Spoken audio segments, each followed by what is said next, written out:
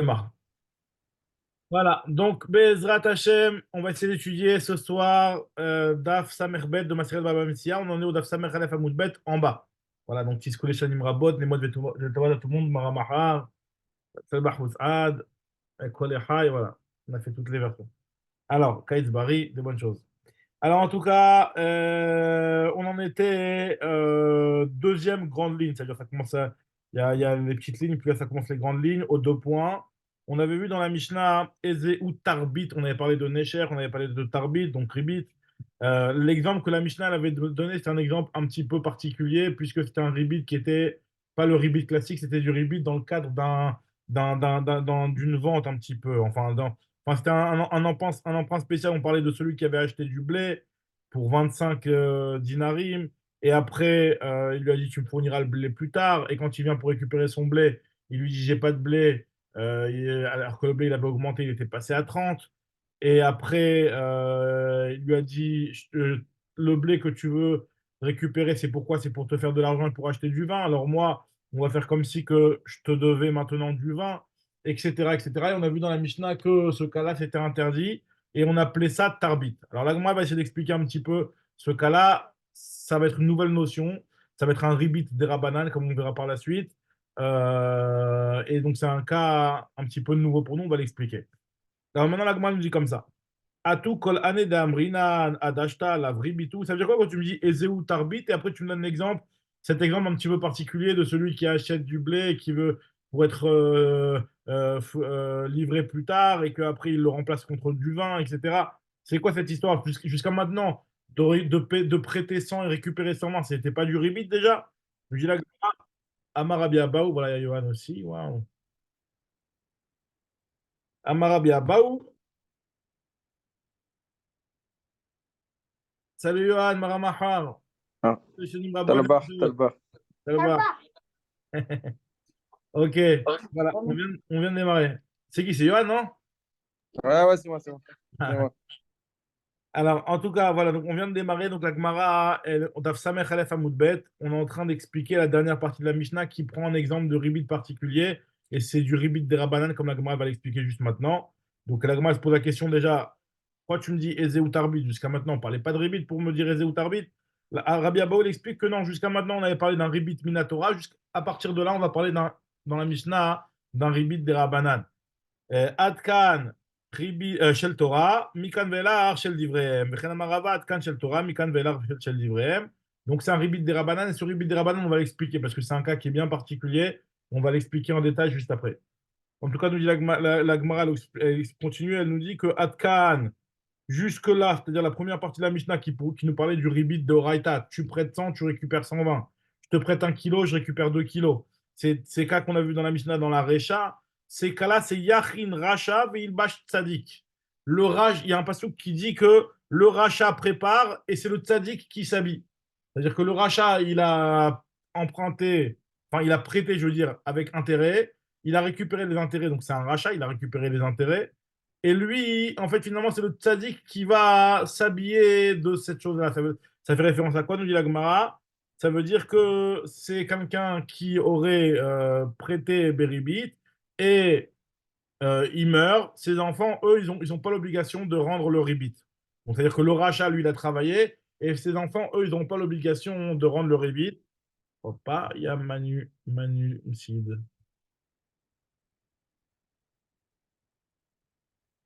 Voilà. Hop. Kolechai, Manu, Kolechai, des bonnes choses. Parce que les Shanim Rabot, les mois de Betovot. Voilà. Donc, en tout cas, ce qu'on est en train de dire dans la Gemara ici, c'est que Atkan, jusque la première partie de la Mishnah, c'était un cas où Yachin Racha Veilbash Tzadik, Atkan Vetulo, du Yagma pas, mais les cas des Rabbanan, il y a plus forte raison que les enfants n'auront pas l'obligation de le rendre. C'est pas que le cas de Oraita que l'enfant n'a pas l'obligation de le rendre. Le Yagma, oui, ce que je veux dire, c'est que même le premier cas, le cas de la Recha qui nous parlait d'un ribit de Oraita, si le père il meurt, l'enfant n'est pas obligé de rendre le ribit. Donc, Yachin Racha Veil Bastadik, c'est une expression qui est tirée d'un pasouk. Enfin, c'est pas vraiment un pasouk, c'est un proverbe qui est pris d'un pasouk dans Yov. Mais en tout cas, c'est pour nous dire que voilà, le rachat, il a travaillé, c'est le tzaddik qui va profiter.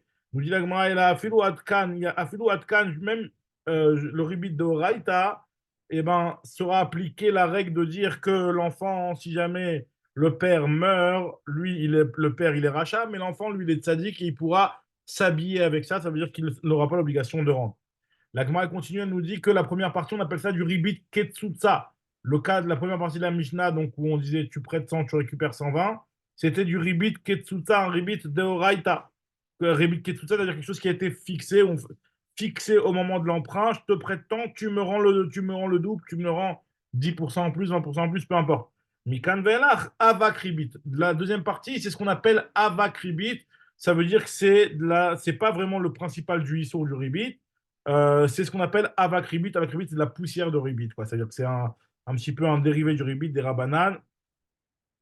Et comme on verra que les chachamim n'obligent pas même la personne elle-même qui a pris ce ribit-là des rabanan, il n'est pas obligé de le rendre une fois que ça a été pris, comme on verra dans le sud de la Gemara.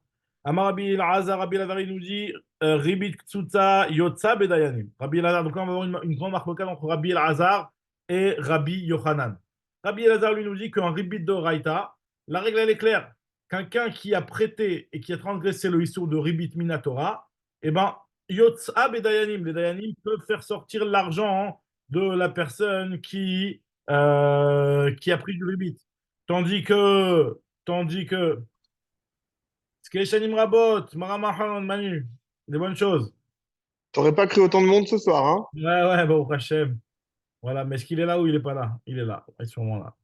En tout cas, ce que nous dit l'Agmara ici, c'est que Ribit Tsutsa Yotza Bedayanim, Ribit Doraita, les Dayanim peuvent faire sortir l'argent de celui qui l'a encaissé, donc du prêteur, alors que Avak Ribit, un Ribit des Rabanan, Ena Yotza Bedayanim, le Beddin ne peut pas le faire sortir cet argent-là. Ça, c'est ce qu'il pense Rabbi El-Hazar. Donc Rabbi El-Hazar, lui, il pense, Rabbi El-Hazar Lamora, il pense que Ribit Ketsutsa, on le fait sortir.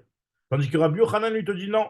Afilu Ribit Ketsutsa, Ena Yotza Bedayanim, même un Ribit de Oraita. Donc retenez cette expression dans tout le péril qu'on la verra, que Ribit Ketsutsa, ça veut dire du Ribit de Oraita.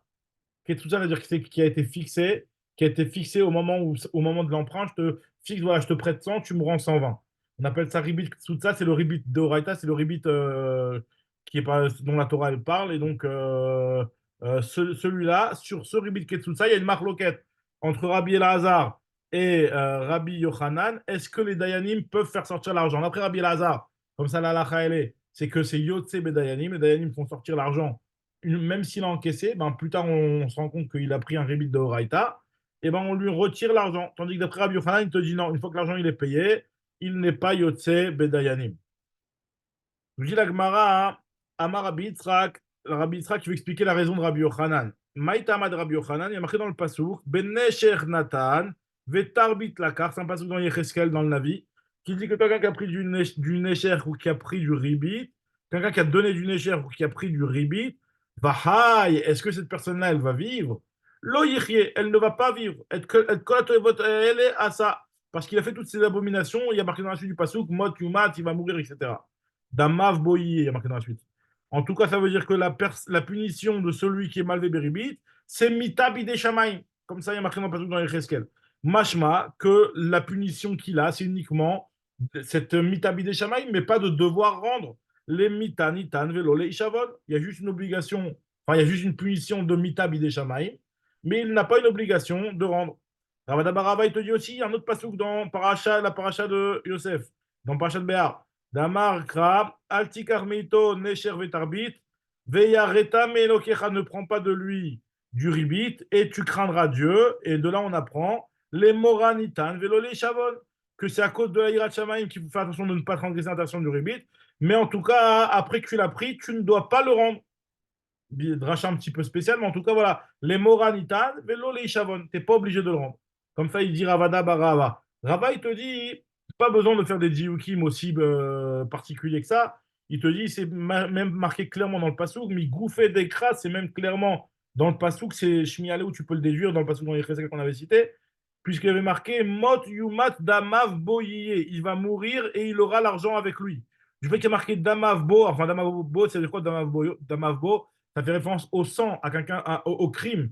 De la même manière que Mais on, on a besoin d'arriver à tout ça parce que si on dit il y a du gazelle, on sait bien que le voleur il doit rendre. Donc si il y a une part de gazelle là-dedans, rien qu'avec le vol, ça C'est suffit. vrai, c'est vrai. Mais c'est un Gezel qu'une fois que la Torah te l'a précisé, elle lui a donné ses propres règles. C'est vrai que c'est dans l'esprit du Gezel. Et on avait expliqué que finalement, la Torah, elle a utilisé un passage particulier pour le Gezel, entre guillemets, de Ribit. Donc elle lui a donné des règles. Et donc parmi ces règles-là, d'après Rabbi Yochanan, non, une fois que c'est pris, une fois que l'autre il a donné, il a accepté, il a donné son plein gré, tu n'es pas obligé de le rendre. Comme ça, Rabbi Yochanan lui pense. Et ça c'est la conclusion de Rabbi Yochanan, parce que Rabbi Yochanan, il reste sur ça. Les psukim, c'est-à-dire que c'est au contraire, il apporte des psukim pour prouver l'inverse, pour dire que justement, tu n'es pas obligé de le rendre. Même si c'est quelque part du gezel de base, que la Torah elle considère que c'est un voleur de faire une chose pareille, mais une fois que l'autre il a accepté et qu'il te l'a donné, tu n'as pas l'obligation de le rendre. D'accord. Maintenant, si tu fais ça un gezel avec des règles particulières, quoi. Maintenant, d'où on apprend que, nous dit Rava, qu'on n'est pas obligé de le rendre, parce que j'ai marqué Damavbo. Damavbo, ça fait référence à Shfirut Damim, au crime. De la même manière que quelqu'un qui tue, ben, il n'y a rien à récupérer, il y a rien à remettre en place, c'est irréversible. Ma chauffre damim, lo nitnu li shavon, af malve beribit, lo nitnu li shavon, pareil aussi ceux qui prêtent beribit, il n'y a rien, c'est pas rendu. Alors, on nous dit la Gemara, ça c'est pour expliquer la raison de Rabbi Yochanan qui dit qu'on ne rend pas l'argent.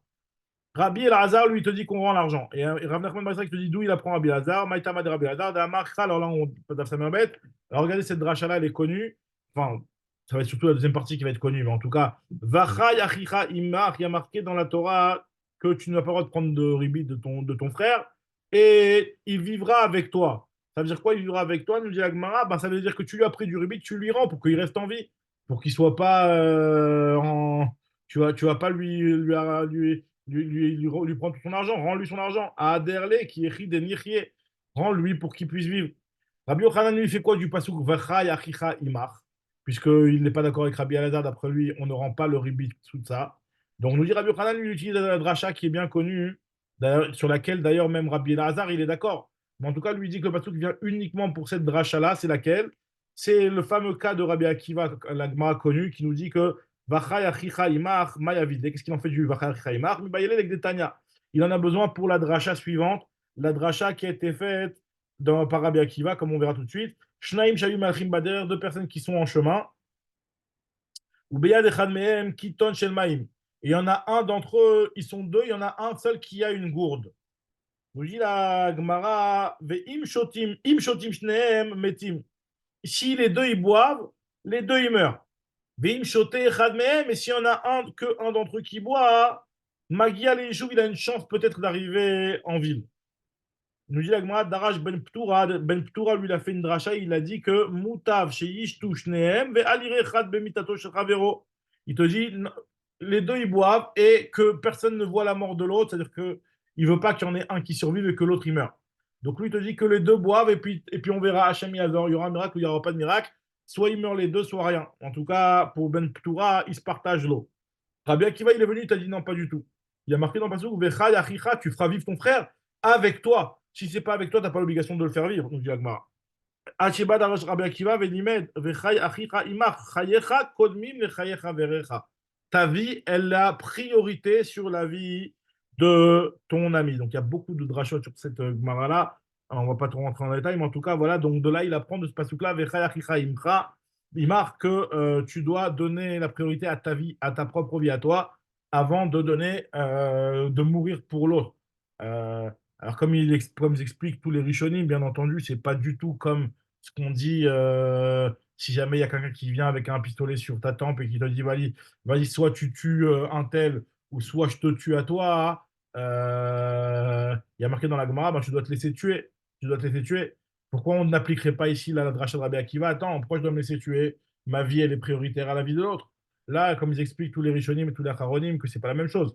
Ce qu'on te dit, c'est de comporter. Tu n'es pas obligé de te sacrifier pour l'autre, mais de le tuer l'autre, de tuer l'autre, ça va dire que tu n'as pas le droit. Vadaï de D'un autre commettre côté, un meurtre. d'un autre côté, on dit aussi une somme prime à la messe. Donc, Ah oui, non, mais bien aussi. Donc, non, non, non, mais c'est comme il dit même Toura, il dit que les deux ils vont mourir, c'est tout. Il y a pas. Après, je t'ai juste dit s'il y a un miracle. Mais en tout cas, voilà, on n'espère pas de miracle. On voit que le prochain village, il est à 50 km, on voit qu'on a une gourde pour deux et que si on se la boit à deux, on n'arrivera pas à tenir le coup. C'est tout, voilà, c'est tout. Voyez. Il dit ben, que les deux meurent. Comme ça, il lui dit ben tout. C'est un... Bon, voilà. En tout cas, continue la Gemara et elle revient sur la vie de Rabbi Yochanan. Rabbi Yochanan, lui, qui pense que le ribit Ktsutsa, on n'est pas obligé de le rendre. Il te rapporte une braïta qu'on avait déjà vu dans Baba Kama à la fin. Il y a marqué là-bas que Inyach lehem aviem maot shel ribit. Si jamais leur père, il leur a donné de l'argent de ribit, il leur a laissé en héritage de l'argent de ribit. Afalpi chez Yod'im, chez Shel ribit, enam chavim l'arziran. Même si les enfants, ils savent que cet argent-là, c'est de l'argent qui est de l'argent de ribit, d'accord? C'est même pas l'argent qui a été rendu qui représente le capital. C'est uniquement le rebit. Même s'ils savent clairement que c'est le rebit, ils n'ont pas l'obligation de le rendre. Donc, dit la Gemara, qu'est-ce qu'on voit de là? Ha avien. Donc, de là, je déduis que par contre, le père lui-même, il a l'obligation de le rendre. Tu me dis, les enfants n'ont pas l'obligation de le rendre, machma, que le père il a l'obligation de le rendre. Donc, c'est une question de Rabbi Yochanan qui nous dit que le père n'a pas l'obligation de le rendre. Ha avien, chayav la'arzir. Nous dit la Gemara, non. Tu peux très bien expliquer, Rabbi Yochanan, il va te répondre, il va te dire que Bedinu de Avouan, Namilo, Michayav, Larzir, même leur père, il n'a pas l'obligation de le rendre. Alors, c'est quoi l'histoire? Aïdé des Kaba et les Mitne, c'est pas juste à cause de la Sefa où on t'a parlé du père et des enfants. Hein. C'est pour ça que on t'a parlé ici aussi du père et des enfants. Mais ça ne veut pas dire que la règle qui est marquée ici, elle est applicable que pour les enfants et pas pour le père. Quand on te dit que les enfants n'ont pas l'obligation de rendre, c'est même le père n'a pas l'obligation de rendre. Alors pourquoi je t'ai parlé des enfants? Par rapport au cas d'après. Quelqu'un qui a une, vous vous rappelez, on a vu cette halakha, quelqu'un qui a une vache volée par son père chez lui à la maison, il a hérité d'une vache volée par son père, donc il doit la rendre. Et ça, effectivement, c'est une, il doit la rendre pour le caveau de son père. Donc, comme on t'a parlé des enfants là-bas, donc c'est pour ça que dans la Recha aussi, on t'a parlé des enfants. C'est ce que nous dit l'Agma ici. Bedinu d'Abouanami no Michayev Larzir, Ve'aide de Kabael Mitne Sefa, puisque dans la Sefa on t'a parlé, il n'y a rien aviem para ou vetalit, vechol davar mesuyam, que si jamais leur père, il leur a laissé en héritage un talit ou une para ou toute chose de précis où on voit quel était l'ancien propriétaire et on se rend compte que c'était quelque chose de volé, ils ont l'obligation de le rendre pour le kavod de leur père. Chayavim Larzir mipnek vodaviem. Donc c'est pour ça que dans la Recha aussi on t'a parlé des enfants. Tanenami Recha bedidhu. Maintenant, la Gemara elle revient hein, sur l'histoire de Vodaviem, cette histoire. C'est quoi de dire que tu dois rendre Mipnek Vodaviem? Comment ça se fait que tu as l'obligation de faire le kavod de ton père alors que ton père c'était un voleur? Tu as l'obligation de lui faire, de rendre son objet volé alors que lui c'était un voleur, c'était un rachat. Avea Mipnek Vodaviem Imechayev. Karekan Nasibe Amecha Lotao Beosemase Amecha. Applique ce qui a marqué dans le passage concernant l'interdiction de maudire. Il y a marqué que c'est seulement quelqu'un qui est Be'amecha, qui se comporte comme ton peuple. Ça veut dire, c'est seulement quand le Nasi se comporte comme ton peuple que tu as l'interdiction, c'est-à-dire qu'il est chômeur Torah en mitzvot, c'est seulement à ce moment-là que tu as l'obligation de le respecter, de ne pas le maudire. Mais s'il est rachat et qu'il fait des avérotes, tu n'as pas une interdiction de le maudire. Et de là, on apprend aussi, pareil pour la méthode de Kibbutz Avaim, que l'obligation de Kibbutz Avaim, elle n'est que si le père, il fait Maaseh Amecha. Mais si le père, lui, c'est un voleur qui ne se comporte pas comme Maaseh Amecha, tu n'as pas l'obligation de lui faire kavod. Et pourquoi tu aurais l'obligation de rendre son objet volé? Alors, la Gemara, on avait déjà vu ça dans cette Baba Kama, qu'on parle d'un cas où le père il a fait Teshuvah. Il demande à Mishra de Rava, ben, ça Teshuvah. À Hanami, ben, ça Teshuvah. On dit la Gemara, s'il a fait Teshuvah, alors je ne comprends pas pourquoi l'objet il est encore là. Yachi, I Asat Teshuvah, Maï Baegabe, qu'est-ce que l'objet il fait encore là? Je dis la Gemara, le type il n'a pas eu le temps de le rendre et il est mort. Là, il explique les Arzir à Tchemet. Ok, donc on a compris comment c'est possible un cas où le type, c'est pas un rachat. Les enfants ont l'obligation encore de le respecter. Et quand même, l'objet, il n'a pas encore été rendu parce que le père, il a fait teshuva, mais il n'a pas eu le temps de rendre tout ce qu'il devait rendre. Alzheimer peut-être. Alzheimer, voilà, peut-être. Ou alors le type, il est occupé. Il y a tellement de choses à rendre qu'il n'a pas eu le temps de tout rendre. En tout cas, nous dit la Gemara hein, que peut-être le type, il ne savait même pas qu'il avait l'obligation de rendre. Hein. Si c'est Béchogeg, il sait pas qu'il a l'obligation de rendre ce qu'il a volé. Peut-être c'est la même chose aussi. En tout cas, la Gemara revient et elle nous dit une autre question sur Rabbi Yochanan qui dit que celui qui a emprunté Beribit de Oraita, il n'a pas l'obligation de rendre. Nous dit la Gemara, Métivé, il y a marqué dans une Braïta, Agazlanin malve Beribit. Les voleurs et les malve Beribit, Afalpi chez Gavou, Marzirin, même s'ils ont encaissé, ils doivent rendre. Alors, moi, dit c'est quoi un voleur qui a encaissé, qui doit rendre, c'est quoi cette histoire? Gazlanim, ça veut dire quoi? Maya Afalpi chez Gavou, Ika. S'il a volé, il n'y a rien encaissé. Et s'il n'a pas volé, ben, il n'est pas un voleur. Veilo gazul, gazlanim, karitle. Donc finalement, il faut comprendre la braïta que gazlanim, entre deux petits points, ceux qui prêtent des ribit. Et la ema gazlanim, maininhu, malvé ribit, ceux qui prêtent avec ribit, eux, on te dit que même s'ils ont encaissé le ribit, ils ont l'obligation de le rendre, afalpi chez gavou marzirin. Donc tu vois clairement dans la braïta qu'on a l'obligation de rendre le ribit. Donc, question sur Rabbi Yochanan. Ndilagma, en fait, finalement, cette histoire, c'est une marloquette Tanaïm. Tu as raison, c'est vrai que d'après cette braïta-là, il y a marqué clairement que tu es obligé de rendre, mais pas tout le monde est d'accord avec ça. En fait, Rabbi Yochanan, la marloquette entre Rabbi Yochanan et Rabbi Elazar, c'est une marloquette Tanaïm, puisqu'il y a marqué dans une braïta. Des Tanya, Rabbi Nechami, Rabbi Elazar Ben Yaakov, eux, ils rendent pas tour aussi bien de Malkout. On en avait parlé de ça hier, sur ça, on avait terminé hier. Je ne sais plus si c'était avec toi, Joseph, ou avec le docteur ou avec Dr Lévy, je ne me rappelle plus, mais en tout cas, on avait parlé à la fin, on avait dit que est-ce qu'il y avait Malkout sur le lave de Ribit. Et là, en fait, la Braïta nous dit clairement, Rabbi Nechemia, Rabbi Eliezer Ben Yaakov, ils te rendent pas tour. Aussi bien celui qui a prêté Beribit que le garant. Donc, ils sont pas tour du Lota AC et du Malkout. Pourquoi? Mi Koum AC. Parce qu'ils peuvent réparer le lave en accomplissant un commandement positif. Donc, ça veut dire quoi? A priori, comme ça, on comprend pour l'instant. Ça veut dire quoi? Ça veut dire que tu as emprunté, tu as prêté Beribit, tu as encaissé le Ribit, tu n'es pas Khayav Malkout. Pourquoi? Parce que tu peux le rendre, tu dois le rendre. C'est comme le vol, tu dois rendre. Nous dit la Gemara, n'est-ce pas que ce qu'on veut dire par là, c'est que tu dois le rendre. Maï kum ase, la mishum damrinaneu, kumu aduru. On dit que tu as l'obligation de le rendre. Donc, en tout cas, on voit que cet avis-là, il pense que tu as l'obligation de rendre. Et si c'est que Rabbi Nechemia et Rabbi Eliezer Ben Yaakov qui pensent comme ça veut dire que Tanakama, lui, il pense qu'il y a le Malkout aussi là-bas sur ça. En tout cas qu'il n'y a pas l'obligation de le rendre. Donc, finalement, c'est ça la marque Tanaïm. C'est ce qu'il a dit, c'est ce qu'il avait dit le Rambam. C'est ce que tu avais trouvé hier dans le Rambam qui Exactement, c'est exactement ça. ce que j'avais ramené en Rambam, exactement, c'est ça que j'avais avec. Ce que j'avais, à la fin du show, ce que j'avais montré en Rambam. En tout cas, de là, on voit. Mais en tout cas, bon, c'est un petit peu plus complexe dans la Tsugia ici parce que, là, comme on voit, on a l'impression que Rachamim, eux, ils sont en désaccord avec ça. Mais en tout cas, on voit ici que Tanakama, eux, ils sont Mechayev Malkout. Ils rendent Chayev Malkout, celui qui a prêté Beribit et le garant aussi. Donc, ça veut dire que lui, il pense que tu n'as pas l'obligation de rendre. Donc, finalement, c'est ça la marloquette entre Tanakama d'un côté et Rabbi Nechemia et Rabbi Eliezer Ben Yaakov de l'autre. Tanakama, lui, qui dit que tu es Chayav Malkout, ça veut dire que lui, tu n'as pas d'obligation de rendre. Donc, c'est un lave qui n'est pas suivi par une réparation d'un AC. Donc, c'est pour ça qu'il y a un malcoute. Tandis que Rabbi Eliezer Ben Yaakov et Rabbi Nechemia, eux, ils pensent qu'il y a une réparation d'un AC. Et donc, c'est pour ça qu'il n'y a pas de malcoute. Donc, on nous dit la Gemara, on voit une marloquette Tanaïm qui est exactement la même marloquette que Rabbi El-Hazar et Rabbi Yochanan. La Gemara te dit non, on n'est pas obligé d'expliquer comme ça. Lo, on pourrait très bien expliquer que finalement, Mai, Kum, AC, Likro, Ashtara. Finalement, ce qu'on veut dire par là, c'est que Mechila. Donc Maïkoum assez l'ikroach taras. C'est quoi ce qu'on a voulu dire ici dans cette finalement ils ne sont pas en marloquette. Voilà, c'est-à-dire qu'il faut complètement expliquer différemment la marloquette entre Rabbi Nechemia, Rabbi Eliezer Ben Yaakov et Tanakama. Ils ne sont pas en train de parler d'un cas où le ribit a déjà été pris et on se pose la question est-ce qu'il y a un malkout ou pas. Mais on veut savoir est-ce que le issour il a été transgressé au moment même où la halva elle a été fixée et que le ribit n'a pas du tout encore été payé. Est-ce qu'il y a déjà le issour ou il n'y a pas le issour? Tanakama, il pense qu'il y a le issour. Et Rabbi Ben Yaakov et Rabbi Nechemia, ils pensent qu'il n'y a pas eu les sourds. Pourquoi? Ils te disent parce qu'il y a un koum assez. C'est quoi ce koum assez? Maï koum assez, l'ikro ashtara. Il y a la possibilité de déchirer le shtar sur lequel il y a marqué le ribit. Et donc, en faisant ça, on peut annuler rétroactivement le issour qui aurait pu être fait si on avait dit qu'il y a un issour au moment où la halva elle a été fixée.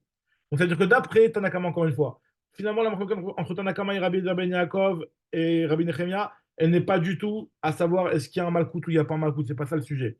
Le sujet il est de savoir est-ce que le issour de Ribit, il est déjà à partir du moment où on a prêté de l'argent et que je t'ai mis comme condition que tu me rendes plus que ce que je t'ai prêté. D'après Tanakama, il te dit oui, il y a déjà le issour. Il y a déjà le issour. Rabbi Ben Yaakov et Rabbi Nechemia, ils te disent non, il n'y a pas le issour. Pourquoi? Parce que l'emprunt qui a été fait, c'est quoi qui va m'obliger à payer le rubit? C'est le shtar. Le shtar, on peut le déchirer.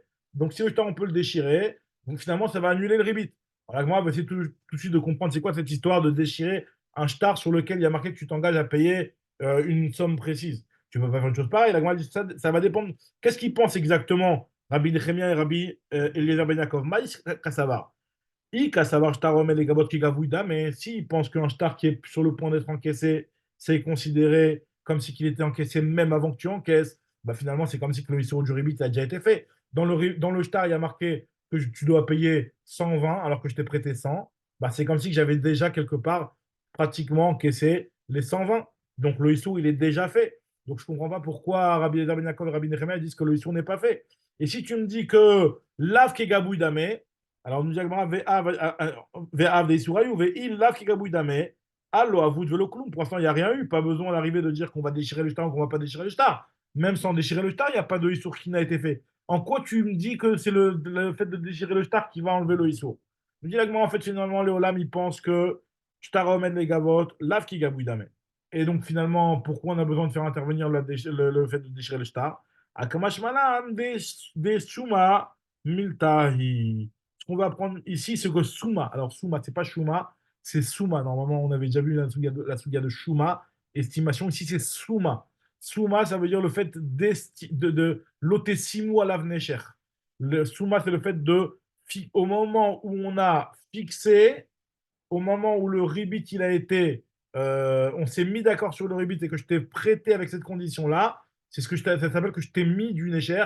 J'étais ouvert sur l'Otesimoun à la Necher. La Souma, c'est déjà considéré que le Issour, il a déjà été transgressé. Et donc, c'est ça la gravité de la Avera. Vega Akamashman des Souma Miltahi. Le fait d'avoir mis le ribit et de l'avoir écrit sur le shtar uniquement, c'est une chose qui est assur bifne atzmo, même sans encaisser le ribit. Même si on ne l'encaisse pas au final. Le fait d'avoir fait ça, c'est déjà un issue bifne atzmo. C'est pour ça que d'après Tanakama, il pense qu'on est chayav malkout sur ce lave-là. Donc on revient finalement que Bémet, il y a oui un problème de malkout. Tanakama, il pense qu'il y a un malkout sur ce lave-là. Sur le lave d'avoir écrit et d'avoir fixé comme condition que tu vas me rembourser plus. Parce que c'est indépendamment de savoir est-ce que tu vas le payer vite ou tu ne vas pas le payer. Même si tu ne le payes pas, tu as été ouvert sur le lave de l'autre et Simoun à l'avenir cher.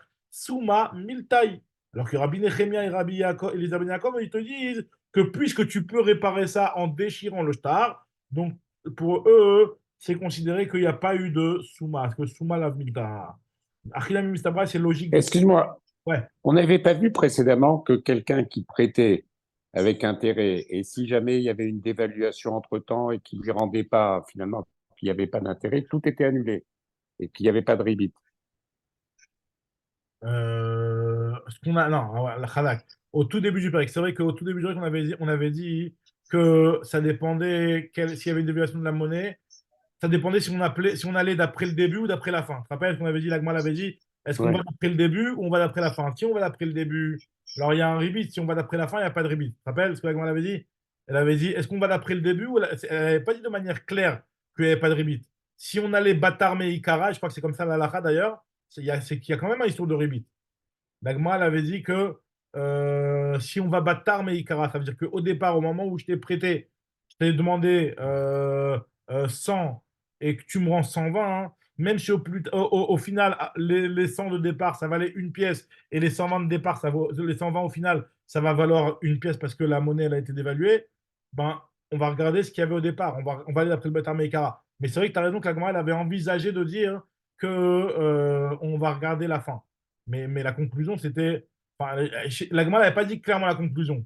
Elle avait envisagé les deux possibilités. Mais il me semble que la halakha, elle est il y a quand même le issour, même si au final, je t'ai payé 120 et que le 120 que je te paye au final, ça représente une pièce autant que le 100 que tu m'as prêté au départ. Il y a quand même le issour de Rebit Minatora, il me semble. C'est ça la conclusion. D'accord. D'accord? En tout cas, ouais, Khazak, c'était ce qu'on avait dit au départ, c'est vrai. Maintenant, la Gemara, elle nous dit ici que Achilami Mistabra, c'est logique d'expliquer comme ça la problématique là, de Rabbi Eliezer Ben Yaakov et Rabbi Nechemia, puisqu'il y a une Mishnah dans la fin du Pérec, qui nous dit comme ça. Velu ovrim belotase, voici ceux qui transgressent le commandement négatif quand ils ont fait une alva à beribit. Il y a le malvé, bien entendu, celui qui a prêté. Il y a le lové, il y a celui qui emprunte. Il y a les arevim, le arev, le garant. Il y a les edim, les témoins. Alors la Gemara, elle veut essayer de comprendre. Elle dit biche lama où je peux tous comprendre.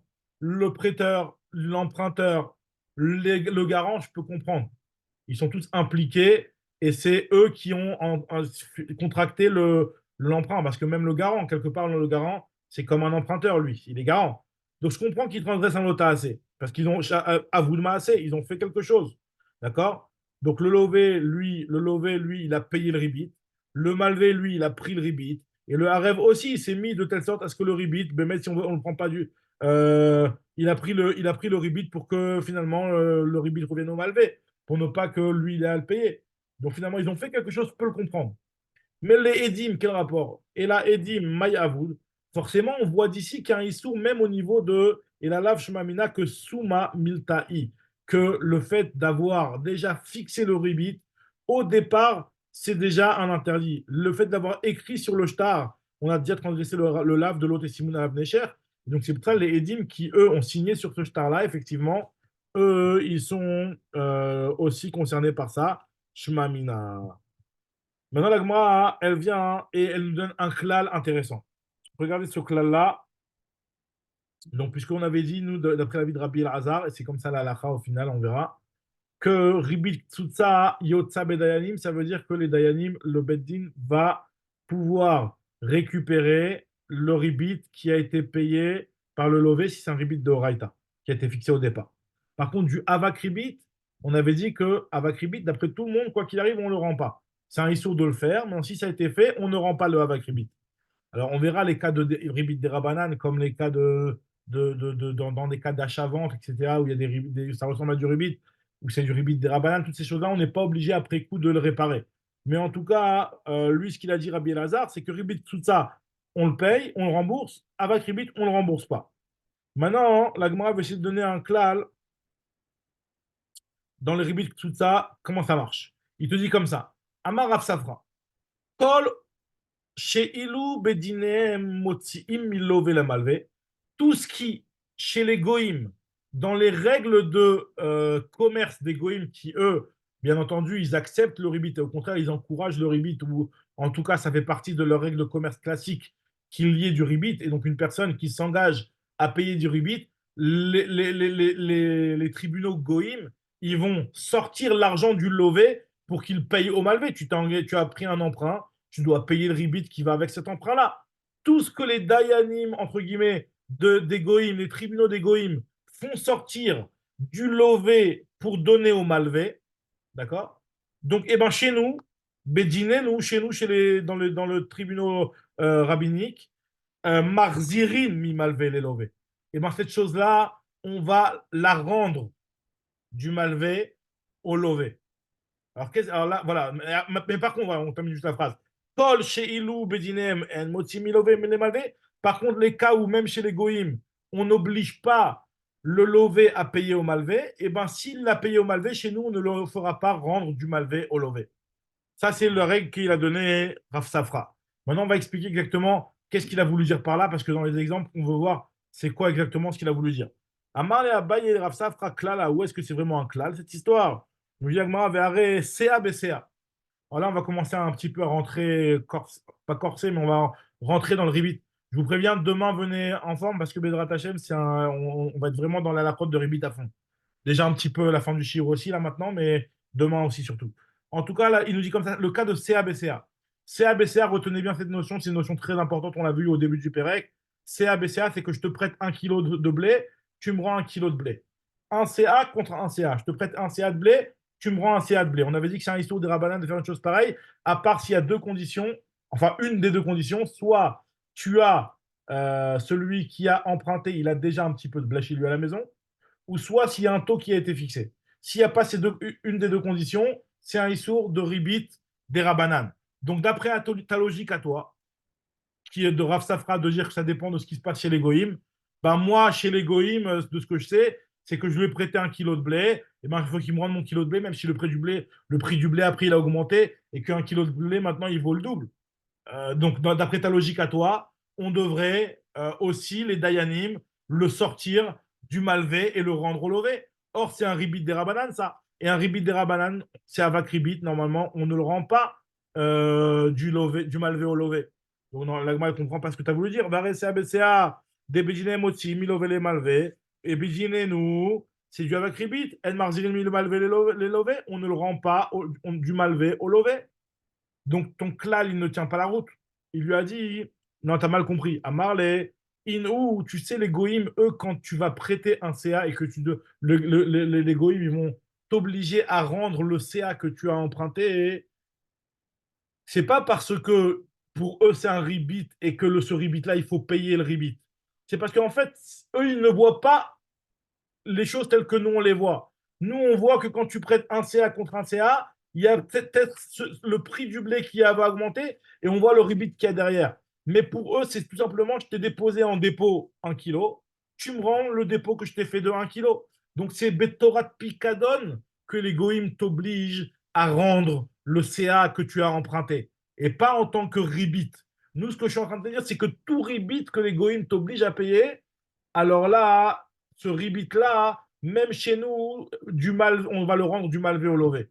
Mais c'est quand ça a été pris en tant que rebit. Là, c'est pas en tant que rebit que les dayanim des goyim t'obligent à le rendre. C'est en tant que picadon. Ça veut dire que les dayanim, eux, quand ils voient quelqu'un qui a prêté 1 kilo de blé, il doit le rendre parce que voilà, je t'ai prêté 1 kilo de blé, tu rends 1 kilo de blé. Eux, ils voient même pas de rebit dans l'histoire. Ils se disent pas, attends, ça a augmenté, donc tu dois payer le rebit. Eux, ils voient pas de rebit, ils voient juste 1 kilo, ils ne voient pas la somme qu'il y a derrière. C'est pour ça que pour eux, c'est normal que tu rends. Mais nous, ce qu'on est en train de. Nous, on voit ça comme du ribit. Et sur cette chose-là, effectivement, chez nous, c'est un ribit des rabananes, on n'est pas obligé de le rendre. Ce qui lui a répondu à Marley, ou Betorat Picadon, eux, ils voient ça comme du Picadon. Il lui a posé une autre question. À Marley, Ravina, les Ravashi. Ravina et la Ravashi, il a dit c'est quoi ce clan-là que tu m'as donné, toi, Rav Safra, de dire que tout ribit qui sort, que les Dayanim Goïm t'obligent à payer, et ben dans nos dinima, nous, si jamais ça a été payé, il faut le rembourser.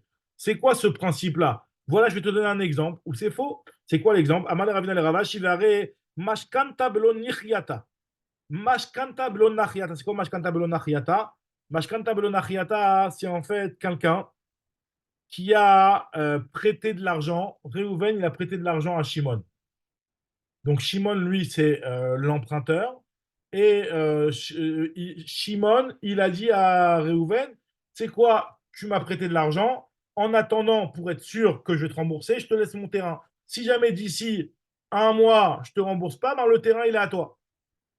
Et entre-temps, ce Réhouven-là, il a mangé les fruits du terrain. Donc c'est Mashkanta, il a un terrain. Bello Nachaita, et il ne déduit pas les fruits. Nachaita, ça veut dire déduire. Il ne déduit pas les fruits qu'il a consommés dans ce terrain-là. Donc, c'est-à-dire qu'au final, si jamais l'autre vient et qu'il le paye, ça veut dire que moi, je t'aurais payé non seulement ce que je te dois, mais en plus, tu vas manger les fruits de mon terrain. Donc, il y a un ribit quelque part ici. Dans un cas pareil, les goïms, comment ils considèrent la chose? Est-ce qu'ils vont obliger le lové à laisser les fruits au malvé? Ça veut dire que moi, tu m'as prêté 1000, je t'ai laissé mon terrain. Imagine-toi, moi, je viens sur mon terrain et je prends des fruits.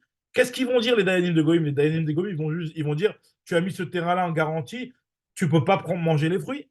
Donc, ils vont te sortir les fruits.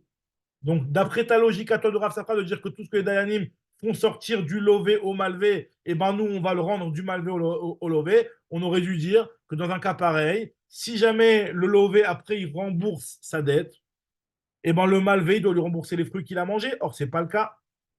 C'est pas le cas. C'est un ribit des rabananes. On n'oblige pas. C'est assourd, bien entendu, de faire une chose pareille. Mais si ça a été fait, on n'oblige pas à rendre les pérotes. Dans leur din, on fait sortir. Et bedinenu, en marzirin, puisque mi malvé les lové. Il lui a dit, il lui a répondu Ravashi à Ravina à cette question-là, Marley. Inhu, eux, tu sais pourquoi les goïms, les umotaolam, pourquoi eux, ils sortent les dmépérotes du lové et ils les donnent au malvé? Parce que eux, betorat zvina taleyadayu. Pour eux, ils considèrent que ce terrain-là, c'est comme si il a été déjà vendu au malvé.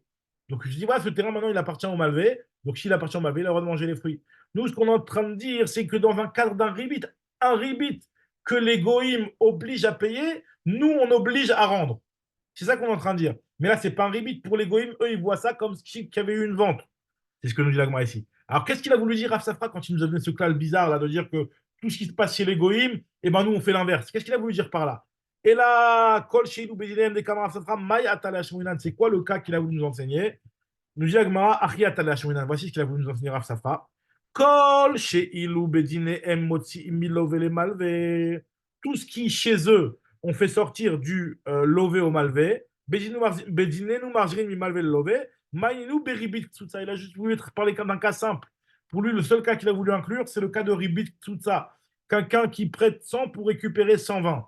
Il a fixé au départ, je te prête 100, je récupère 120. Là, dans ce cas-là, hein, on nous dit que chez les goïms, ils font sortir l'argent du malvé, du lové au malvé, et nous, on fait sortir l'argent du malvé au lové. C'est juste ça qu'il a voulu dire. Bedinenu en marzim, donc ça veut dire finalement comme Rabbi El Hazar. C'est pour ça que je dis que la halakha est comme Rabbi El Hazar. Donc ça veut dire que Bedinenu Mechila. Umayinu Biskutsa, qui est Rabbi El Hazar, comme ce qu'il a dit Rabbi El Hazar. Maintenant, c'est quoi l'histoire, l'inverse qu'il a dit que tout ce que chez nous, tout ce que chez eux, je veux dire, on ne fait pas sortir du lové au malvé. Chez nous, on ne va pas le faire sortir du malvé au lové. Qu'est-ce qu'il a voulu dire par là? Kol shiru bedinem en motin bedinenu en marzirim, ribit mukdemet et ribit meucheret. Ah, c'est des notions très intéressantes dans le ribit, ce qu'on appelle ribit mukdemet. Ribit mukdemet, ça veut dire, moi, tu sais quoi, je suis gentil avec toi ou je te prête, je te fais des faveurs pour que plus tard tu me fasses un prêt. C'est interdit, on appelle ça ribit mukdemet. C'est un ribit des rabanan. Maintenant, un ribit des rabanan comme ça, hein, on ne va pas t'obliger à rendre ce que tu as fait. Si tu veux prendre l'emprunt, ben, faut que toutes les tovotes que tu lui as fait avant, on va les rendre. Non, on ne va pas obliger à rendre. Mais c'est interdit. Ribit mukdemet. Du ribit. Quelqu'un qui a donné des pièces au malvé avant l'emprunt. Par exemple, il lui a dit, ouais, tiens, c'est quoi, je te donne un petit billet. Et après, il a dit, hey, à propos, tu veux me payer 1000 shekels? Il lui a donné ce qu'on appelle un ribit mukdemet. Ou alors ribit meucheret, ça veut dire après lui avoir rendu la halva, il vient le voir 2 semaines plus tard, il dit, ouais, tu sais, c'était sympa l'halva que tu m'as fait, allez, un autre petit billet. Ils n'ont pas fixé ça au départ, mais il lui a payé plus tard, on appelle ça ribit meucheret. Et c'est interdit midera banane.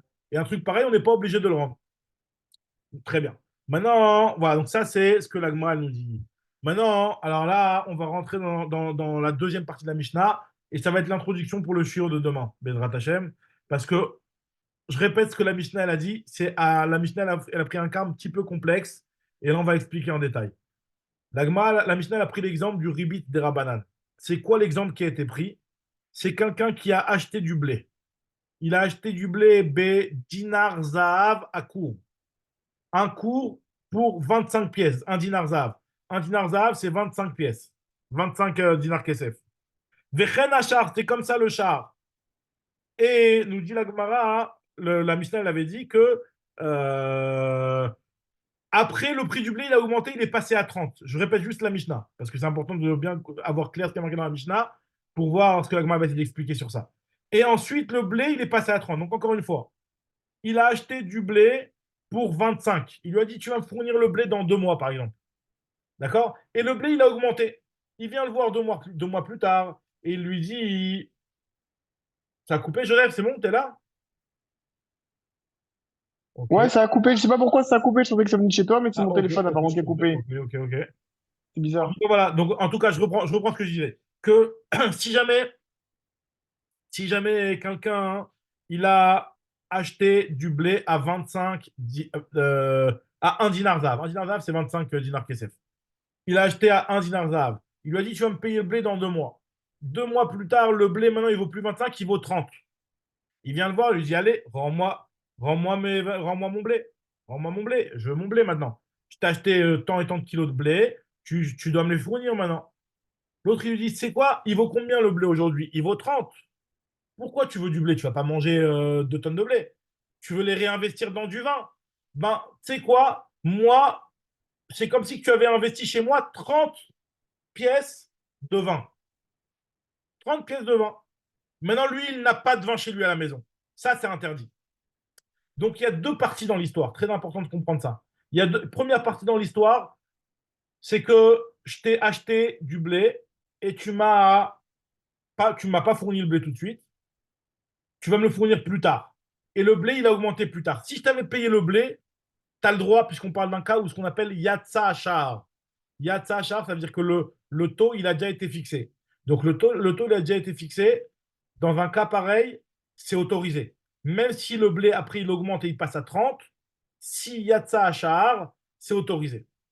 Pourquoi si Yatsa Achar, c'est autorisé? La logique, c'est important de la comprendre, surtout pour le shiur de demain. La logique, c'est qu'à partir du moment où le taux il a été fixé, Donc, ça veut dire que c'est quelque chose qui est, tu peux l'obtenir. S'il y a un taux qui est fixé, tu peux l'obtenir à ce prix-là. Donc, quand moi, au départ, je te donne 25, rien ne t'empêche d'aller après toi-même il n'y a pas d'emprunteur ici, puisqu'en fait, il y a un acheteur et un vendeur. Toi, monsieur le vendeur, rien ne t'empêche, puisque le char, il a déjà été fixé, d'aller et de te procurer du blé pour 25. Donc finalement, c'est comme si que le blé, tu avais la possibilité de l'acheter. Donc tu ne vas pas payer plus pour ce qu'on appelle Amtanat Ma'od, sur le fait d'avoir gardé de l'argent. En fait, finalement, avec cet argent-là, tu aurais pu avoir les 25. Avec ces 25-là, je veux dire, tu aurais pu avoir ton blé. Après, tu as attendu et le blé, il a augmenté. Mais c'est comme si que le blé, il avait augmenté chez l'autre. Voilà, ça, on va le réexpliquer demain plus en détail, mais en tout cas, c'est ça la logique de Yatsa Achar. Yatsa Achar, le taux, il a été fixé, donc ça veut dire que potentiellement, quand moi, je lui donne les 25, même s'il ne me fournit pas la marchandise tout de suite, rien ne l'empêche d'aller acheter la marchandise tout de suite et de la garder et de me l'emmener dans 2 mois. Il peut faire ça. Très bien. Donc, c'est comme s'il avait le blé chez lui déjà à la maison. OK. Ça, c'est la logique de Yatsa Achar. Maintenant, donc la première. Excuse-moi, c'est Ouais. l'acheteur qui doit demander d'être livré 2 mois plus tard ou c'est pas obligé? Non, non. Parce que si c'est l'acheteur finalement qui a une exigence de demander 2 mois plus tard, d'être livré 2 mois plus tard, rien n'oblige le vendeur d'acheter les 25. Rien ne l'oblige, c'est Bon. sûr, rien ne l'oblige. Non, tu as raison. Non, là, c'est l'acheteur Donc qui ça, demande. on comprendrait si c'est le vendeur qui dit Mais je vais te non, livrer plus tard. il n'y a pas de différence. Il n'y a pas de différence. Tu as raison dans ce que tu dis que rien n'oblige le vendeur à aller en acheter tout de suite. Mais là, on est en train d'essayer Puisque de. c'est l'acheteur qui le demande. Bien sûr, l'acheteur lui dit voilà, moi, je veux pouvoir me servir du blé quand je veux chez toi pendant tout l'hiver. C'est l'acheteur qui lui dit voilà, je veux pendant tout l'hiver, je viens chez toi, je veux un petit sachet de blé pour la DAF, tu me le fournis. J'en veux 2, tu m'en fournis. Donc, ça veut dire qu'en fait, c'est l'acheteur qui lui fixe.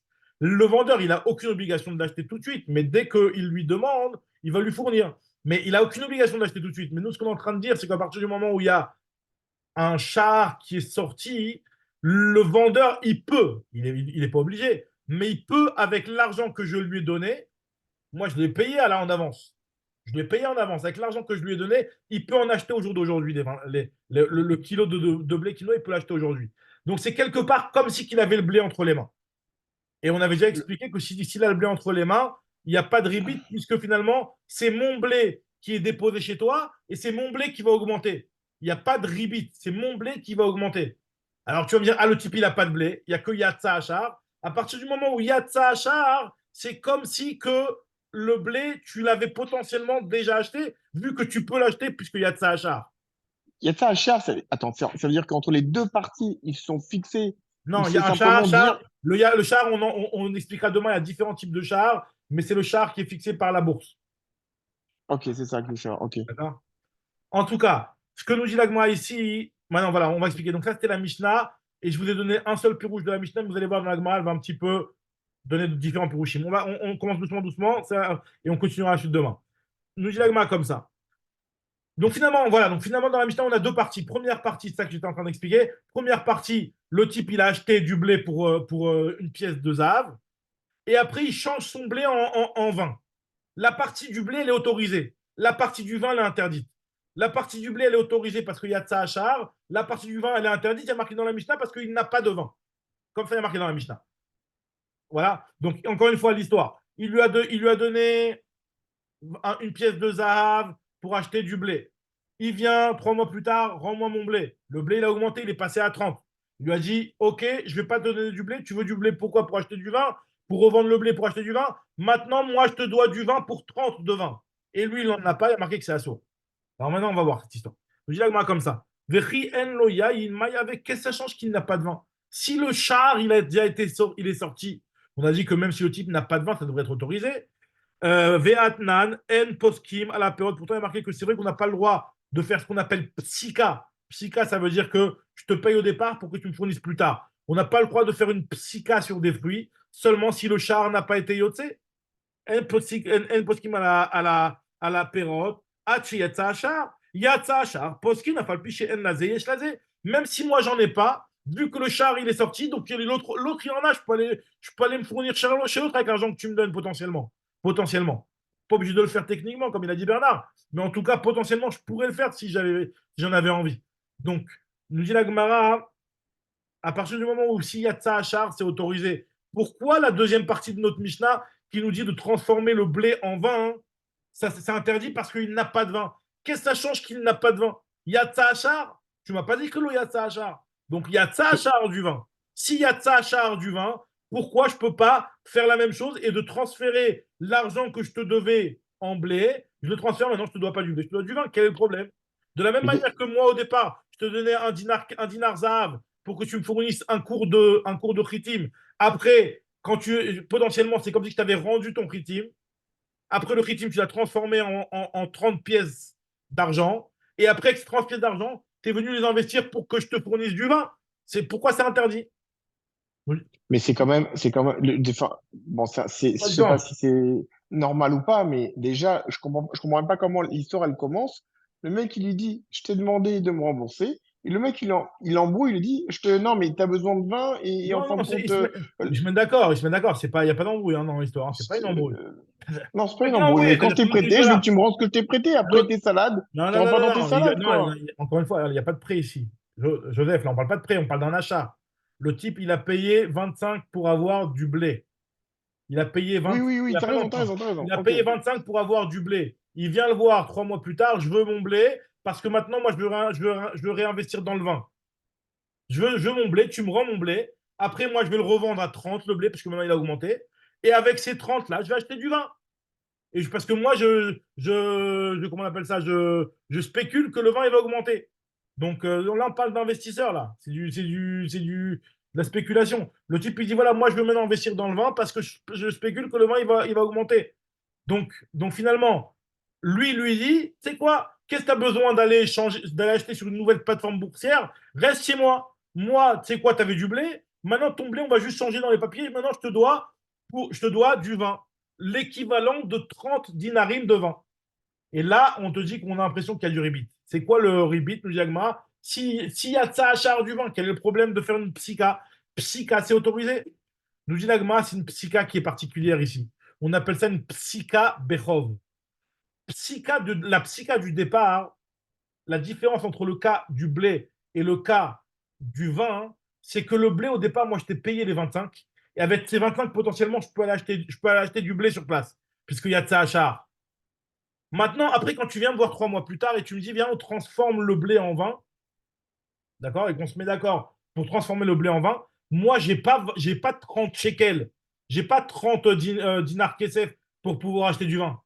C'est juste l'argent que je te devais, maintenant, je vais te le devoir en vin. Là, maintenant, ça ressemble plus à du ribit. Et ça, on interdit ce qu'on appelle psycha par rapport à un chov. Alors, regardez comment la répond ça. Ce qu'on appelle, il ne vient pas avec son issar entre les mains. Quand il veut faire la psycha, c'est autorisé s'il y a de ça achat. Hein. C'est si moi j'ai ma pièce entre les mains, je te la donne. Et que toi, potentiellement, tu peux aller avec cette pièce-là acheter. Mais si moi, je ne viens pas te donner une pièce, c'est un chov que tu me devais. Alors là, dans ce cas-là, il n'y a pas le éther de Yatsa Achar dans Psycha. Regardez dans les mots.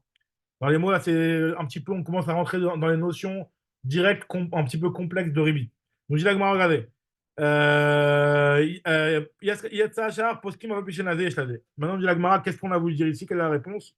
Amar Rabba matnitin bebalachouv bidmeem askina. Donc, Mishnah, elle parle d'un cas où le type, il vient balachouv bidmeem. La Mishnah, elle parle d'un cas où il ne lui a pas donné l'argent du blé, parce que le type qui avait promis de payer du blé dans 2 mois, il ne lui a pas donné du blé. Il a juste dit, bon, je te dois le blé. Donc finalement, il n'a pas d'argent pour aller acheter le vin au jour d'aujourd'hui. C'est de l'argent c'est un petit peu les systèmes des pyramides ou je sais pas quoi. C'est que qui ou Kaviachol, je te prends de l'argent et puis je fais semblant de réinvestir avec ton argent alors que je sais pas comment ils appellent ça. C'est une bulle. Il fait n'importe quoi. En fait, finalement, hein, lui, quand il est venu et qu'il lui a dit, viens, on transforme le blé en vin, lui, il n'a pas d'argent avec lequel il peut, au jour d'aujourd'hui, aller acheter le vin. Donc, même s'il y a de ça à charge du vin, ben, finalement, il n'y a pas Excuse-moi, mais de s'il a le vin chez lui, c'est autorisé. Fadak. S'il a le vin, ça c'est c'est autorisé. autorisé. S'il a le vin, c'est ce que la Mishnah a dit. La Mishnah a dit, Veyayin enlo. Il n'a pas de vin. Donc, D'accord. Donc s'il a Mashma, le vin, c'est autorisé. s'il Il a n'y le a vin, pas c'est de problème. autorisé. Khadak, s'il a le vin, c'est autorisé. Exactement. S'il a le vin, c'est autorisé, c'est interdit parce qu'il n'a pas le vin. Mais pourtant, il y a de ça à Shahar. Yatsa Achar, c'est que si tu donnes l'argent. Si j'utilise une dette que je te devais pour faire cette psycha, c'est interdit. C'est ce que nous dit l'Agma ici. Et où que les Tanya regardent dans les mots. Maintenant, il y a une braïta. Quelqu'un qui devait de l'argent un mané à son ami. Il est venu le voir vers Ahmad al-Gourno. Il est venu voir le lové dans la grange. Il lui a dit voilà. Donc là, on ne parle pas d'achat de blé ou de quoi que ce soit. Il lui doit vraiment de l'argent. Il lui doit 100 shekels. Et il est venu le voir dans sa grange. Il lui a dit vas-y, rends-moi mon argent, j'ai envie d'acheter du blé. Shani Rotzelikar Baem Kritin. Il lui a dit tu sais quoi, qu'est-ce que tu veux faire du blé? C'est pour l'investir. Ton blé, allez, je te dois maintenant pour 100 shekels de blé. Il lui a dit Kritim Yeshli, Shani Notanecha, j'ai du blé, je peux t'en donner.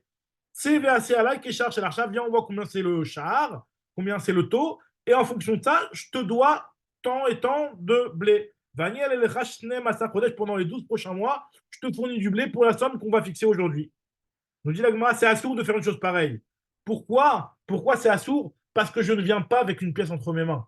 Je ne sais pas que je t'ai donné de l'argent et que je te dis que tu vas me donner du blé pendant toute l'année. C'est la dette que je te devais, que je vais dire, ben, comme je te dois de l'argent, je vais te fournir du blé pendant toute l'année. Donc là, c'est un problème. Nous dit l'Agmara, des laves qui saro abal et yado dame, ça ne ressemble pas à quelqu'un qui vient avec son issar, avec sa pièce entre les mains et qui dit voilà, je te donne une pièce, fournis-moi pendant tous les 12 prochains mois du blé. Ça, c'est autorisé. Mais s'il ne vient pas avec sa pièce entre les mains, c'est interdit. Abaye n'aime pas cette réponse-là. Il lui dit à Marley Abaye, idélo qui s'awa balayado, mais idélo qui s'awa balayado, c'est pas la même chose que celui qui vient avec sa pièce entre les mains. Hein. Donc pourquoi on a dit ici que le type il n'avait pas de vin? Maïria enlo, afilou yeshlo nami, même s'il a du vin, ça devrait être interdit. Dans le cas, alors voilà, ce que tu as dit toi Bernard tout à l'heure, que si jamais le type il a du vin, c'est autorisé, nous dit Abaye. Abaye nous dit c'est pas si pas juste que ça. Parce que je veux bien, quelqu'un qui vient avec une pièce, c'est autorisé s'il a du vin. Mais si jamais tu viens et que tu n'as pas de pièce, pourquoi ce serait autorisé s'il a du vin? Alors il lui a dit, donc c'est vrai qu'Abaye n'aime pas ce pirouche-là. Donc Mashma, il y a une grande marque dans le Rishonim. Est-ce que, comme tu as dit toi Bernard, s'il a du vin, est-ce que ça sera autorisé dans Psycha, Betrov ou pas? Mais là, Abaye a l'air de dire que même s'il a du vin, ça devrait être interdit. Donc c'est pour ça qu'Abaye lui donne un autre pirouche. Et il nous dit comme ça. Aïla Marabaye, notre Mishnah, il faut la comprendre comme ce qu'il a enseigné Rav Safra, quel est un Rav Safra, Beribit et Berabichia, comme c'est marqué dans les Braithot de Rav Safra dans les Ilchot Ribit, qu'ils ont étudié dans le Beth Midrash de Rabbi Chia. Des Tani Rav Safra, Beribit et Berabichia, Yesh Dvarim Shem Mutarim, Ve Asurim Mipene Aramat Ribit. Alors regardez ce cas-là et on va terminer sur ça. Nous dit il y a des choses qui sont autorisées, mais qui sont interdits à cause de ruses de ribit. Alors, c'est quoi? C'est-à-dire qu'il n'y a pas de ribit, mais c'est une haramat ribit. Tu ruses, en fait. Tu fais du ribit, mais tu me fais une magouille. C'est quoi le cas de figure? Regarde ce cas de figure. Il est un petit peu pointu. Regardez l'histoire. Ketzad, Amarlo lui a dit, un type, il lui dit Alveni mané, prête-moi un mané. Un mané, c'est 25 slime. Prête-moi un mané. Amarlo lui a dit Mané, j'ai pas. J'ai pas de mané. Mais si tu veux, je peux te passer du blé pour l'équivalent de 25 slime. J'ai du blé si tu veux. J'ai pas de monnaie. On va voir qu'il lui a mitonné. Ou en tout cas, il a compris que l'autre, il avait besoin d'espèces. Il lui dit j'ai besoin de 25 slime, prête-moi 25 slime. Il lui a dit j'ai pas 25 slime, si tu veux, j'ai du blé. Je te prête du blé, puis après, va le vendre et puis tu vas te faire tes 25 slime. Il lui a donné du blé. Après, qu'est-ce qu'il fait? Il vient le voir et lui dit ah, à propos, tu avais besoin d'espèces. Ben, finalement, je viens de gagner un petit peu d'espèces. Je te rachète ton blé à 24 slime. Donc, qu'est-ce que ça veut dire ça? Au final, il lui a prêté 24 et l'autre, il va lui rendre 25. Parce que finalement, lui, il lui a dit quoi? Prête-moi 25 slime. Il lui a dit je te prête du blé pour 25 slime. Il lui a prêté 1 kilo de blé pour 25 slime. Après, il vient, il lui dit et ton blé, je te le rachète à 24 slime. Parce il sait qu'il était en galère et qu'il voulait des espèces. Et donc finalement, lui, il a racheté son blé qui vient de lui vendre à 25. Il vient de lui racheter à 24. Nous dit la Gemara. Ça, c'est pas du rivit, ça. C'est pas du rivit, ça. Si c'est pas du ribit. C'est moutard de faire ça. Mais c'est Haramat ribit. C'est magouille. Je t'ai prêté 24, tu vas me rembourser 25 au final. Si on résume l'histoire, mon blé, le blé, il est chez moi. Mais c'est autorisé, t'as raison. C'est comme le rebeu 24 heures sur 24, quoi. il t'allume sur les prix, t'allume sur les prix. T'as besoin, t'as besoin. Tu payes Khazak. un service. Exactement. Ça, c'est dans ouais, mais là, dans ce cas-là, c'est moi-même qui t'a fourni le blé et après, je Oui, te le oui, rachète. oui, C'est ça l'histoire. oui, oui. Mais pourquoi on dit que c'est pas du ribit? C'est du ribit évident, là, non? C'est du ribit. C'est pas du ribit parce que si on regarde techniquement ce qui s'est passé, c'est que je t'ai acheté, je t'ai vendu. Je t'ai prêté, non, mais là, je t'ai prêté du blé, ok, je t'ai prêté pour 25.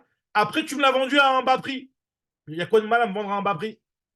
Il n'y a pas eu un emprunt contre. Si tu Et veux, c'est pas du nous, on commerce, traduit là. ça à la C'est, fin de l'histoire. On comprend que tu m'as prêté 24, je te rends 25. Mais ça, c'est parce que nous, on regarde la chose un petit peu avec les yeux du ribit. mais ce sont Mais les mêmes personnes. c'est les mêmes personnes, les mêmes personnes. Si c'était une tierce personne, la question ne se pose pas, mais là, c'est la même Exactement. personne qui est en Les plus deux. sous forme d'emprunt et il profite de l'emprunt pour gagner de l'argent. Donc, c'est quoi le rébit Bah, alors? le rebit, c'est quand il y a un emprunt. Là, il ne lui a pas prêté 24 contre 25. Il lui a prêté du blé, tu vas me rendre 25. C'est-à-dire, il lui a prêté du blé, tu vas me rendre un kilo de blé. Et après, il lui a acheté le blé à 24. Donc, en 2 temps. Maintenant, c'est interdit de faire ça. T'as raison que c'est interdit de faire ça. Pourquoi? Parce que c'est vraiment du ribit déguisé. C'est du ribit déguisé, ce qu'on appelle. C'est un ramat ribit. Tu as déguisé du ribit dans un soi-disant de achat-vente. C'est ce qu'il lui dit ici. Regarde ce que nous dit Agma ici. Mais pena ramat ribit ketzad amarlo alveni mane amarlo mane li chitim mane yeshli. שאני נותן לך, נתן לו חיטים במנה, חזר ולקחה ממנו ב-24 סלע. Après, il lui a acheté à 24 là, c'est moutard de faire ça, mais c'est assour la faute, c'est moutard en réalité, Minatora, mais c'est assour la faute qu'elle me peinait à ramat ribit. Ça ressemble à quelqu'un qui ruse pour faire du ribit. Donc, je dis c'est pareil ici aussi, notre Mishnah. Achanami, alors il veut expliquer notre Mishnah comme ça à Baye, un petit peu tordu, parce qu'on verra que tout de suite il va le remettre en place, mais il veut expliquer la Mishnah comme ça que dans notre Mishnah, finalement, quand on a dit qu'il a acheté du blé et que le blé avait augmenté, il faut introduire qu'au départ, en réalité, il avait besoin de 25, il avait besoin de 30. Il avait besoin de 30, il lui a dit, tu sais quoi, je te prête du blé pour 30. Ça, c'est pas marqué dans la Mishnah. Après, il lui a dit, et le blé que je viens de te vendre, ou que je viens de te prêter pour l'équivalent de 30, je te le rachète à 25. Je te le rachète à 25. Donc finalement, la même histoire que ce qu'on vient de dire à Ramat Ribit. Et ça, on te dit que c'est interdit à cause de Haramat Ribit. Alors, moi, on va tout de suite voir si ça peut rentrer dans notre Mishnah, cette explication-là. Et on va voir que non, tout de suite. Et c'est pour ça que l'agma va s'arrêter. Et jusqu'à que demain, on va voir un autre pirouche. En tout cas, Kegon, je finis dans les mots. Kegon de Amar, Alveni, Shloshim Dinarim, prête-moi 30 dinarim. Va marler. J'ai pas 30 dinarim de blé, mais j'ai pas 30 dinarim, mais j'ai du blé pour 30 dinarim. Shloshim Dinarim, Enli. Chitim, Shloshim Dinarim, Yeshli, Shani Noten Lecha. Nathan lo chitim beshloshim dinarim, il lui a donné du blé pour 30 dinarim, c'est-à-dire qu'il s'est engagé à lui payer plus tard 30 dinars, et après il lui a racheté ce blé-là à 25. Les chazar ou le kacham eimenu be dinarza, donc c'est-à-dire 25. Donc c'est exactement le même cas que la Mishnah qu'on avait dit. Alors s'il a du blé, nous dit Agmara, it le chamra le love de yaivle beshloshim dinar, si le lové il a du vin qui pour les 30 dinars, parce que finalement au départ, c'est ce qui s'est passé. Il veut le blé, il a réaugmenté et il vaut maintenant 30. Si il a du vin, hein, il veut transformer le blé en vin après. S'il a du vin, im yeshlo yain, id le chamra, la lovedeïv, le bishloshim dinar. Alors, piraou les kachakil mine, veleit lanba. C'est pas grave. Même si c'est vrai qu'au final, il lui a pris, parce qu'en réalité, la Mishnah, elle prend un cas, d'après cette explication-là, c'est un cas un petit peu complexe. Je t'ai prêté pour 30 dinarim de chitim. Après, moi, je t'ai racheté le blé à 25. Après, le blé, il a augmenté, il vaut 30. Et finalement, je veux pour 30 de vin. Et le vin, j'en ai pas. Si j'en avais eu, ça aurait été autorisé. Pourquoi? Parce que finalement, c'est pas de l'argent que je te donne. Quand est-ce qu'on considère qu'il y a un ramatribit? C'est quand moi, je vais te payer de l'argent, de l'espèce, et qu'on va voir. Il y a 25, il y a 24 contre 25. Il y a 25 contre 30. Là, dans un cas pareil, je vois du ribit, même si tu me le déguises sous forme de achat-vente, mais je vois qu'il y avait 25 et qu'il y a 30. Mais si c'est du vin contre du blé ou du blé contre du vin, là, dans ce cas-là, on ne voit pas la ramatribit. c'est pour ça que si jamais il avait eu du vin, ça aurait été autorisé. Nous dit la Gemara, Ve'ilo kevandelet lechamra, vadai mishkal zuzemine, kemirze keribi. Alors la Gemara, tout de suite, on s'arrête sur ça, et la Gemara nous dit qu'en fait, ce pirouche-là, il rentre pas du tout dans la Mishnah. Mais là, il invente quelque chose, carrément. C'est-à-dire, Il invente un élément de plus, de prêt, que je te rembourse, que je te rachète à 25. C'est pas le cas de la Mishnah. On avait dit le cas de la Mishnah, c'est uniquement achat-vente, entre un vendeur et un acheteur. Donc là, il invente. Non, alors on a dit que d'après ce pirouche-là, il faut introduire qu'au départ, il est venu et il avait besoin d'espèces. Il lui a dit, j'ai pas d'espèces pour toi, mais j'ai du blé pour toi. Et il lui a donné du blé, il lui a dit, maintenant tu me dois 30. C'est ça, comme c'est ça qu'on a introduit dans la Mishnah. Maintenant, ensuite, ce qui s'est passé, et c'est là que commence la Mishnah, vient le type qui a prêté, si tu veux, le blé, lui dit, tu sais quoi, mon blé que je viens de te prêter, je te le rachète à 25. Ok, ok. Il lui a racheté à 25, ce blé-là. Et ensuite, le blé, il est passé à 30. Et maintenant, il lui dit, c'est quoi, au lieu de me donner du blé, de me rendre mon blé, tu vas me rendre maintenant du vin. Et là, on te dit que si jamais le type il avait eu du vin, c'est autorisé. S'il n'en a pas, c'est interdit. S'il avait du vin, c'est autorisé parce que finalement, il n'y a pas d'argent et on ne voit pas la plus-value en termes d'argent. C'est dans de la marchandise. Et c'est un petit peu transparent. On ne voit pas tellement l'argent qu'il y a en plus. Tandis que si ça avait été de l'argent et qu'il n'y a pas de yaïn, donc c'est de l'argent. Donc là, c'est de l'argent. On voit le ribit qui a été pris. Donc c'est ce qu'on appelle mirzek ribit. Ça ressemble à du ribit. Voilà, mais en tout cas, ce qui ne ressemble pas à la Mishnah, et ce que tu as raison, Bernard, dans ce sens-là, ça ne rentre pas dans la Mishnah, parce que les termes de la Mishnah, ils ne collent pas avec cette histoire.